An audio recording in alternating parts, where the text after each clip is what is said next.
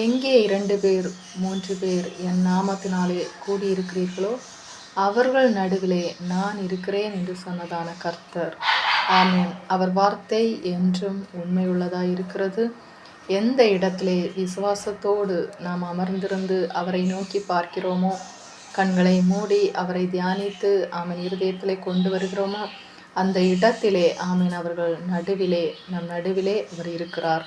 இது வாக்குத்தத்தம், வேத வசனம் சொல்லுகிறது. ஆகையினால் ஒருமனப்பட்டவர்களாய் எந்த இடத்திலே நீங்கள் இருந்து ஏதாவது ஒரு காரியத்தை குறித்து பூமியிலே இருந்து நீங்கள் ஜெபிப்பீர்கள் என்று சொன்னால் அவர்கள் நடுவிலே நான் இருக்கிறேன். அவர்கள் கூப்பிடுகிற அந்த சத்தத்திற்கு கேட்டு நான் பதிலளித்து அந்த காரியங்களுக்கு உத்தரவருளுவேன், விடுதலையாக்குவேன், சுகத்தை கொடுப்பேன், பலத்தை கொடுப்பேன் என்று சொல்லி வேதவசனம் சொல்லுகிறது. ஆகையினால் நீங்கள் ஒரு மனதோடு ஆமென் ஜெபிக்கிறவர்களோடு இணைந்து கொள்ளுங்கள்.